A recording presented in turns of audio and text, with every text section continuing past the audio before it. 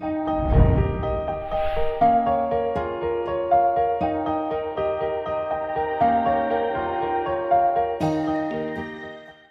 Channel पे आप लोगों का बहुत बहुत स्वागत है। हिंदी के कुछ महत्वपूर्ण प्रश्नों के साथ हम उपस्थित हुए हैं। चलते हैं, इसका हम अभ्यास करेंगे जो कि आने वाले एग्ज़ाम के लिए बहुत ही महत्वपूर्ण है। चलिए स्टार्ट करते हैं। जो पहला क्वेश्चन है, संविधान की 8वीं अनुसूची में शामिल की गई 4 नई भाषाएं हैं, तो वो बताना है कि कौन कौन सी 4 भाषाएं हैं। ये पहली जो भाषा है ये सांथाली है, दूसरी मैथिली है, तीसरी बोडो है और चौथी जो है डोंगरी है।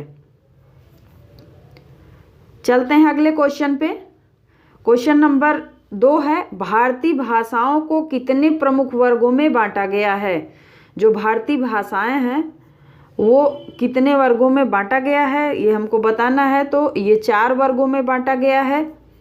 अगला क्वेश्चन है, भारत में सबसे अधिक बोली जाने वाली भाषाई समूह या बोला जाने वाला जो भाषाई समूह है वो कौन सा है। तो यहाँ पे सही होगा इंडो आर्यन समूह जो है सर्वाधिक बड़ा समूह है, सर्वाधिक बोला जाने वाला समूह है। चलते हैं अगले क्वेश्चन पे। क्वेश्चन नंबर 4 है, भारत में सबसे कम बोला जाने वाला भाषाई समूह है। तो चीनी तिब्बती। हमको याद रखना है कि अधिक कौन सा समूह है, ये है इंडो आर्यन, और सबसे कम कौन सा है तो ये चीनी तिब्बती है। चलते हैं अगले क्वेश्चन पे। क्वेश्चन नंबर 5 है, आस्टिक भाषा समूह की भाषाओं को बोलने वालों को कहा जाता है। पूछा जा रहा है कि जो आस्टिक भाषा है, भाषा समूह है, उसको जो बोलते हैं उनको क्या कहा जाता है। तो उनको किरात कहा जाता है। मोस्ट इम्पॉर्टेंट है ये, क्या कहा जाता है, किरात। अगला क्वेश्चन है क्वेश्चन नंबर 6, जो जीर्ण सासण भाषियऊ सो मई कहियऊ सारू, जो पालई सई भाव करि सो तरि पावई पारू। ये एक पंक्ति है, दोहा है। पूछा जा रहा है कि इस दोहे के रचनाकार का नाम क्या है। पूछा जा रहा है कि ये जो दोहा है इसके रचनाकार कौन है। तो ये हैं देवसेन।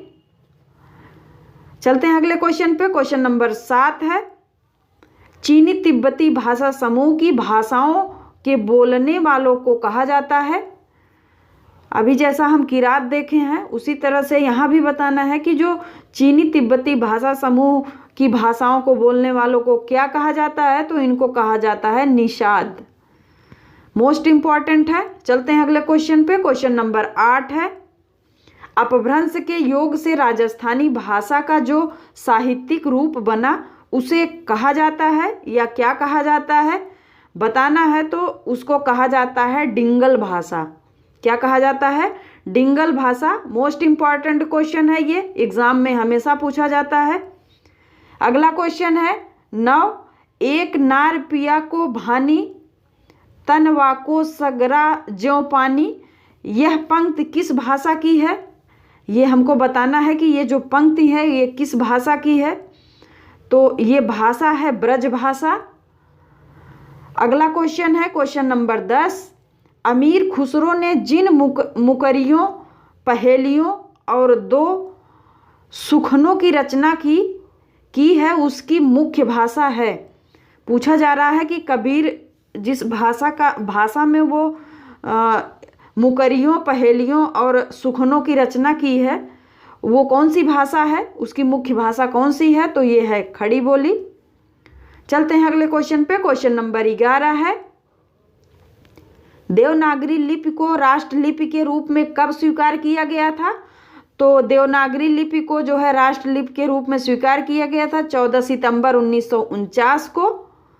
चलते हैं अगले क्वेश्चन पे। क्वेश्चन नंबर 12 है, रानी केतकी की कहानी की भाषा को कहा जाता है। तो क्या कहा जाता है, ये खड़ी बोली है।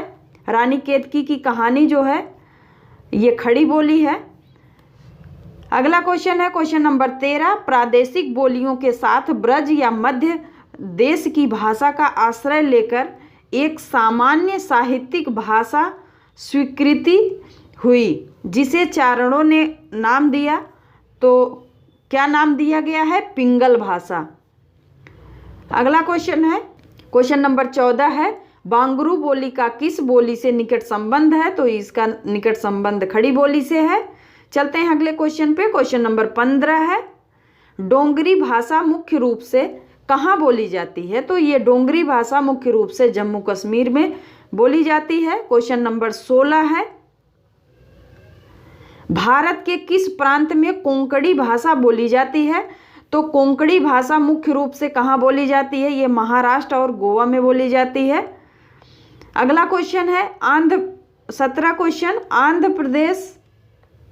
आंध्र प्रदेश की राजकीय भाषा कौन सी है? तो आंध्र प्रदेश की राजकीय भाषा तेलुगु है। क्वेश्चन नंबर 18 है, आचार्य हजारी प्रसाद द्विवेदी के उस इतिहास ग्रंथ का नाम बताइए जिसमें मात्र आदिकालीन हिंदी साहित्य संबंधी सामग्री संग्रहित है। तो हमको बताना है कौन सा है वो काल। तो हिंदी साहित्य का आदिकाल है। अगला क्वेश्चन है क्वेश्चन नंबर 19, आचार्य रामचंद्र शुक्ल ने किन दो प्रमुख तथ्यों को ध्यान में रखकर हिंदी साहित्य के इतिहास के काल खंडों का नामकरण किया? तो हमको बताना है कि वो कौन सा प्रमुख तथ्य है जिसको ध्यान में रखकर हिंदी साहित्य के इतिहास का कालखंडों में विभाजन किए हैं रामचंद्र शुक्ल जी। तो यहाँ पे जो उत्तर इसका होगा, ग्रंथों की प्रचुरता एवं ग्रंथों की प्रसिद्धि को ध्यान में रखते हुए, तथ्यों को ध्यान में रखकर यहाँ पे कालखंडों का विभाजन किया गया रामचंद्र शुक्ल के द्वारा। क्वेश्चन नंबर 20 है, इनमें किस इतिहासकार ने सर्वप्रथम रीतिकालीन कवियों के सर्वाधिक परिचयात्मक विवरण दिए हैं? मिश्र बंधु द्वारा दिया गया है।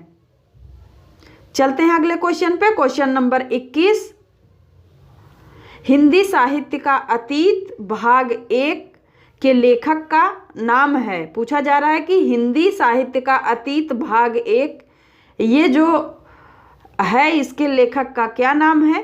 तो इसके लेखक का नाम है doctor Vishwanath Prasad Mishra. Question number 22 है, प्रेम लक्षणा भक्ति को किस भक्ति शाखा ने अपनी साधना का मुख्य आधार बनाया है?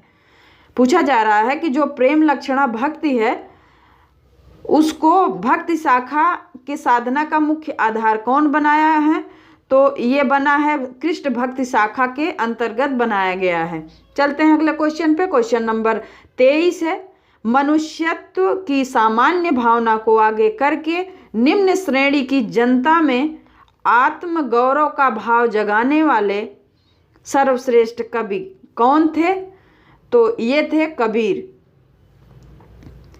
क्वेश्चन नंबर 24 है, हंस जवाहिर रचना किस सूफी कवि द्वारा रची गई है? पूछा जा रहा है कि जो हंस जवाहिर है ये रचना किस सूफी कवि द्वारा रची गई है, इसकी रचना की गई है?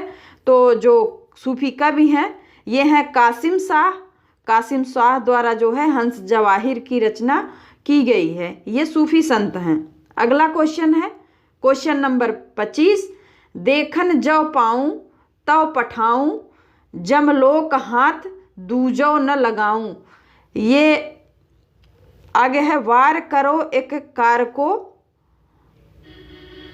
तो ये पंक्ति पूछी जा रही है कि ये पंक्तियाँ किस कवि द्वारा सृजित की गई हैं, रचना की गई हैं। इन पंक्तियों की कौन रचना किया है? तो ये है नाभादास जी। नाभादास पंक्ति की रचना की गई है। अगला क्वेश्चन है क्वेश्चन नंबर 26, भक्तमाल भक्ति काल के कवियों की प्राथमिक जानकारी देता है। इसके रचयिता कौन है? तो भक्तमाल की रचना करने वाले का नाम पूछा जा रहा है। तो भक्तमाल कौन लिखे हैं? नाभादास जी लिखे हैं। मोस्ट इम्पॉर्टेंट है ये भक्तमाल, एग्जाम में आता है। चलते हैं अगले क्वेश्चन पे। क्वेश्चन नंबर 27, अमीर खुसरो ने किसके विकास में अग्रणी भूमिका निभाई? तो अमीर खुसरो जो विकास में अग्रणी भूमिका निभाए हैं वो खड़ी बोली के लिए ये प्रसिद्ध हैं, जाने जाते हैं। अगला क्वेश्चन है क्वेश्चन नंबर 28 देखते हैं। त्रिपुरा की राजभाषा है बांग्ला। बांग्ला कहाँ की राजभाषा है? तो त्रिपुरा की। चलते हैं अगले क्वेश्चन पे। क्वेश्चन नंबर 29 है, हरिश्चंद्री हिंदी शब्द का प्रयोग किस इतिहासकार ने अपने इतिहास ग्रंथ में किया है? तो हरिश्चंद्री हिंदी शब्द का प्रयोग जो इतिहासकार किए हैं अपने इतिहास ग्रंथ में वो हैं रामचंद्र शुक्ल जी। तो ये रहा कुछ महत्वपूर्ण हिंदी से संबंधित क्वेश्चन। हमें उम्मीद है आप लोग को जरूर पसंद आया होगा। यदि पसंद आया हो तो वीडियो को लाइक, चैनल को सब्सक्राइब, कमेंट करना ना भूलें। बहुत बहुत धन्यवाद।